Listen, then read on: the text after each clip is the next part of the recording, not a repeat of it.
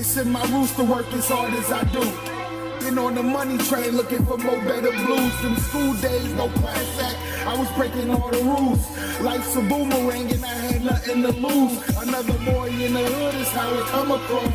I feel like Dr. Doolittle, but the money talks. They yelling he got game, I'm not the wonder ball. This just some fresh soul food for every one of y'all. Yeah.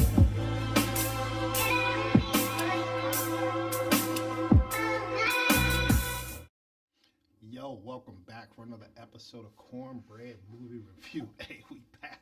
Hopefully y'all rocking with me, man. Make sure you like and subscribe to the channel, please. Cornbread Movie Review, YouTube. Make sure y'all share it. And like the video too, man. I appreciate it. Comment too. If y'all disagree, agree, hey, I'm here all day, man. I love to argue, especially movie talk. Also, make sure y'all check out my podcast too. I'm one half of A Square Podcast. That's asquarepodcast.com. Make sure y'all follow. All right, Cornbread 1016. Let's get it. Today, we are going to discuss a movie, and that movie is Captain America: A Brave New World. It's out now. It's PG-13, sci-fi. It's in theaters. This is the first time you hear watching me. Understand I do each movie review in 5 different categories: acting, cinematography, storytelling. Then I give it a bought. Then is it a must-see? Adds it up, spits out a Cornbread movie review, and I rank it against all the movies from this year. Then I ain't gonna never leave y'all without a forgotten movie. Okay? So, y'all ready? I'm ready, man. First category is acting. Who is in this movie? You have Anthony Mackie. Yes, he's playing Sam Wilson, aka Falcon, aka Captain America, bro. He's doing a dual role in this movie, and he's training somebody up as well. So I think I like Anthony Mackie. I think he's been useful in the Marvel universe when it's just him. When it's not him and there's other characters, he always takes the B-roll. But when he can have his standalone movies, which he's doing, movies and TV shows, he does a great job as Falcon or Captain America. But when there's other Avengers in, he's nowhere to be found or not needed. I don't understand it. So, but Anthony Mackie's in it. Then you also have Harrison Ford. This is where it gets tricky, because Harrison Ford plays a character, right? Thaddeus Ross. Thaddeus Ross was in another Marvel movie as another actor, right? So just you gotta know that going into this movie, that when you're watching Harrison Ford, he's a previous actor, but it's the same character, all right? So the timeline is the same. Thaddeus Ross was in this movie. Thaddeus Ross was in this movie. So it's the same character played by 2 different actors. All right, so I'm glad we got that out of the way. So Harrison Ford, I think he's a good addition. He's always been good, bro. He's always been solid in all the movies that he's in, but he has to embody really 2 new characters. One that's already been played, and then somebody else that he has to play as well, right? And The Fury is coming out, right? So for this movie and acting, there's a lot of characters. One that I felt like did the best job was the old original Captain America, right? The older black guy. To me, it felt like, man, he had a story. He has loss. He has triumph. He has aches and pains and all those other things that come with that character. And you get to see a glimpse of that. With these other characters, kind of drive by night, hit or miss. Might be complete, might not. Very one note, or there might be layers of the onion, but we never get to it. So some of the writing doesn't allow for these characters to develop and come across the screen as, man, that was great acting, or they bodied that scene or stuff like that. Very average to me, man. They never left the pocket that they were supposed to. Very script based. They get to read the script, say the lines, and then they leave. There's no sauce to it, man. There's no flexibility. There's no deviating from what that script says. So I think it hurt this character, and I think it hurt this category. So for acting, for me, it's going to get a 3 out of 5. I didn't feel 1 out of like 50 characters. I felt them. Other than that, nah. Come on, man. We got to do better. Next category, cinematography. So cinematography is usually a high point for Marvel because they throw a lot of money. First off, they're always galactic, right, or out of space, or aliens, or superheroes. So they got to throw a lot of money at the CGI. So the budget for this was 180 million. Hey, that's a lot of money. The movie's also an hour and 55 minutes. So let's talk about locations, right? They were in Mexico, they were in Baltimore, they were in DC, they were in Japan, aka Atlanta. They was in Atlanta too, bro. They ain't gonna tell you they was in Atlanta, but they was in Atlanta too, man. So I I want to know a percentage. Let me go on a tangent a little bit. So for my whiskey drinkers out there, when it says aged 4-year whiskey or 10-year whiskey, right? That's the minimum amount of aging that is in that bottle. So you might have 100 years of whiskey in that bottle, but it's only 1% of 100, right? So it's like they can't sell you on that. They have to sell you on the lowest amount of aging in that bottle. So that's why it says 4-year, 10-year, 20-year, whatever it is. That's the lowest aging. I wish they did that for movies, where it's like they told us how much percentage of it was when they're at a place, a location. You can't tell me Mexico if y'all flew by Mexico and said, oh, yeah, we filmed there, right? It was like, no, how much in Mexico were y'all there, or DC, or Baltimore, or whatever like that? Because y'all just magically go to these random places, but are y'all really there? And it's hard to tell. So that's just a little whiskey information for those people out there. The colors always look great. They set up the scenes well. They always do like a lot of outside shooting. You can hear them audible, nice, some nice music in transition. So Marvel always does that category well, just because they have the money for it. But sometimes it lacks the creativity because they could just buy something instead of being creative and all right, take that away now, recreate that scene. So you don't have to be creative because they could just buy whatever they want, or product placement, right? Everybody wants to be in the Marvel movies. It's enough action to get away with a normal Marvel movie, but some of the stuntmen were terrible, bro. You noticed them off rip, bro. Like I don't know. We gotta do better with the stuntman, bro. Gotta. Just because I go like this don't mean you don't see me. Like, come on, man. I see you ain't the person anymore, right? But you want them to do all these flips and tricks and different things like that. And then you see Black Captain America, bro. He got a little sazon to him, a little flair, a little spice to him, right? That little extra spicy kick or something like that. So it's good to see that he takes the character. He's not the normal Captain America as we're used to seeing Steve Rogers, right? So for me, cinematography, which this should have been it's always a plus category for Marvel. For me, it's going to get a 3.5 out of 5, bro. Come on, man. I've seen these things before. You got to keep setting the bar. And it might be your bar, but you got to keep setting it. So 3.5 out of 5. Next category is storytelling. Before I break down this storytelling category, I want you to understand for this movie specifically, 90% of the characters are the same. So, which is good, right? You also want to go into a movie having a continuation, especially with sequels and trilogies, all that. You want all the characters to stay the same. Marvel and DC has some of these problems too, but Marvel people, being the viewer, love the same character. So we've seen different Batmans, Supermans, Spider-Mans, Hulks even, right? And it's kind of a unwritten rule that we are accepting it. Some things that I'm seeing is very difficult for people to accept when you have different Iron Mans, right? Because that's a loved character. You have Wolverine. We don't want a different Wolverine at all, right? And I'm starting to see it with Captain America as well. We're getting away with you playing with the Captain America. Like, we're like, all right, we're letting you get away with it, but yet you can't get away with it. And maybe that's some of the hate that people don't like. Maybe it could be because he's black. I don't know. Or it could just be the acting, or these are one of the secluded, vaulted characters that we don't want to see change. So that's some of the things that I read and see of people not liking this movie. All right. So I just want to put that out there so you guys kind of understand what I'm about to express and what some of the things that you can kind of understand what you're seeing and hearing as well. Another precursor to this review as well is some things that you need to watch going into understanding fully what's going on in the movie. So I think the 2008 Hulk, watch that. You got Falcon and Winter Soldier. I think that's on Disney, and then Internals as well. So those are three key written shows, movies that kind of combine to make this product of where we're at now in this Captain America universe. All right.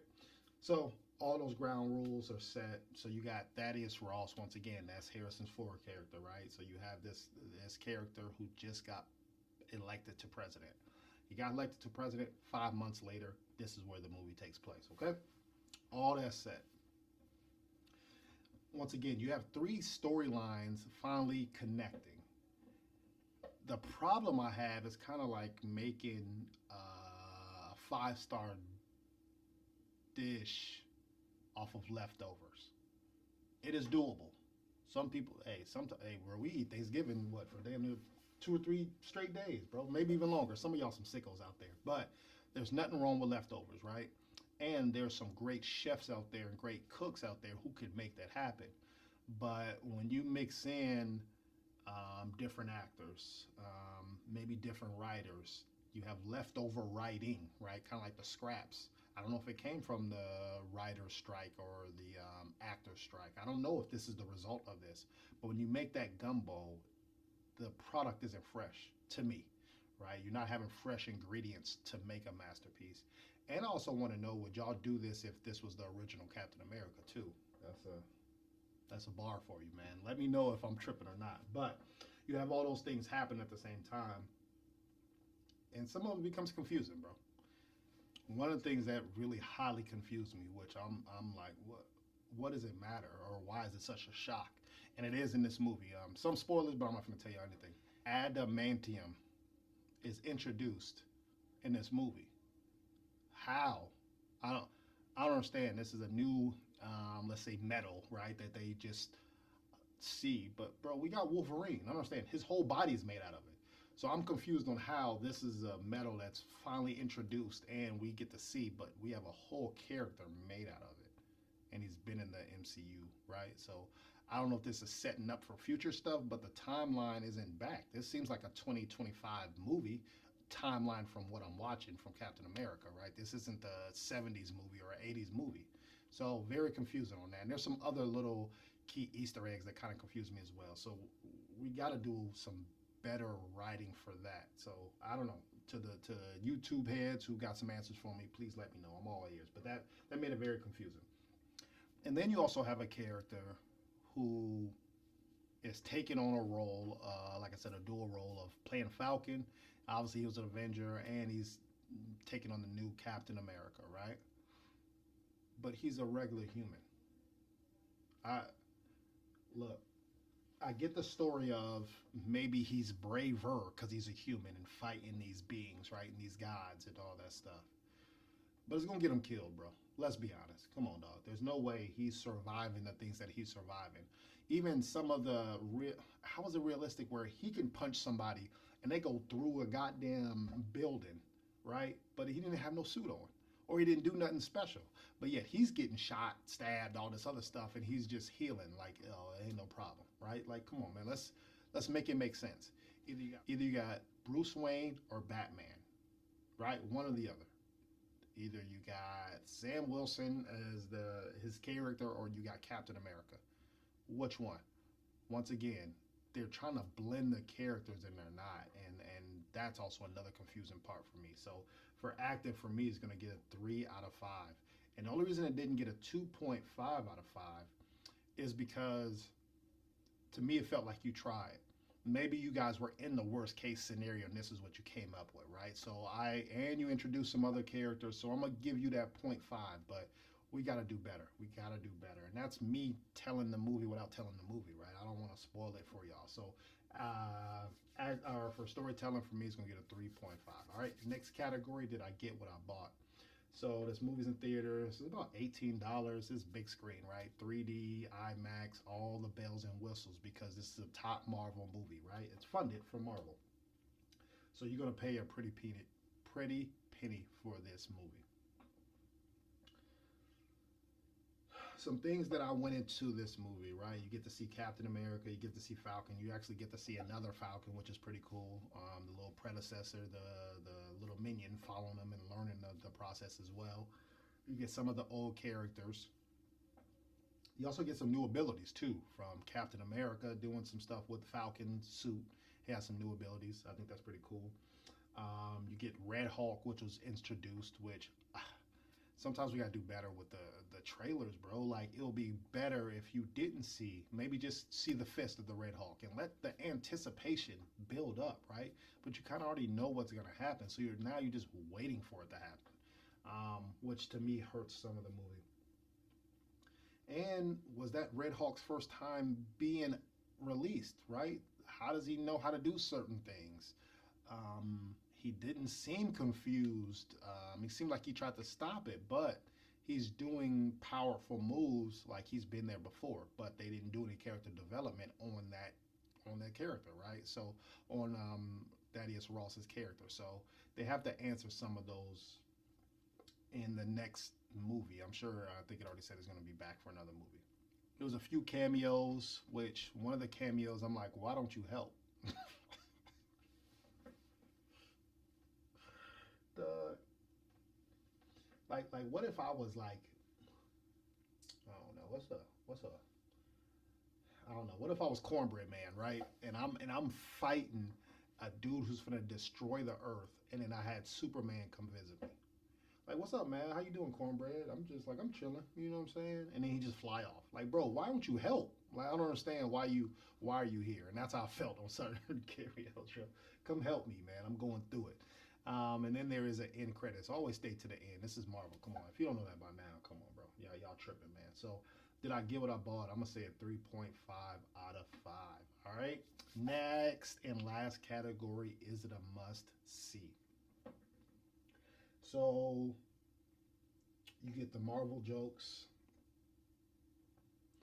The part that makes it tough to watch is you have a person who is human and he's out of his suit, but doing damn near some of the same things as he does have the suit, right? And surviving. And then like I'm glad they wrote in some of the jokes and kind of made it obvious. So that made it, because I was going to cook y'all, but y'all took a little less off the blow on what I was going to do to y'all. But that's some of the problem. It's viewed as a comic book movie and not really just a movie, and you know what I'm talking about when you see it, right? So it's kind of written as a comic book on what you're watching to film, which I don't know if that's good or bad. That's really up to you guys. You damn near could make a Hummer commercial from this movie too.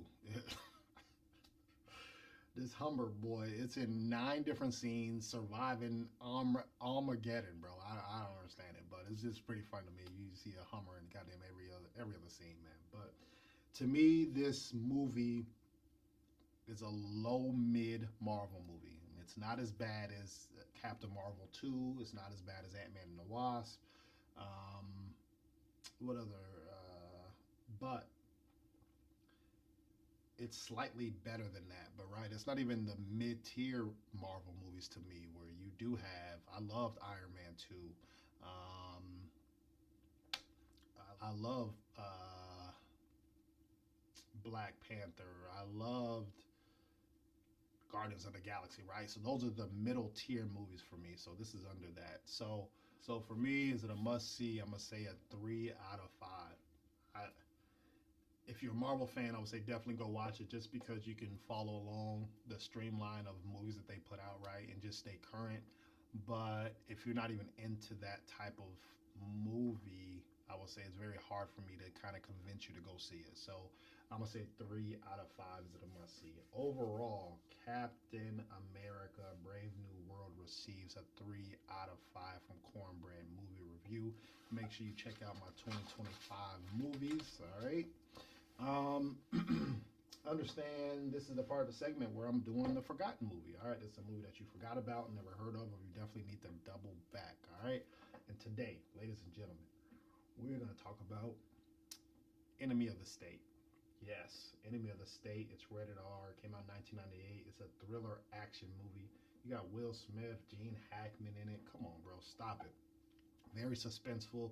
It's like being in the right place at the wrong time, and now people are after you. You got to duck, dodge, use your wittiness, use your funds, and survive. Right? Very, very cat and mousey game, and how do they get out of it? So for me, Enemy of the State, solid movie that you definitely need to watch again.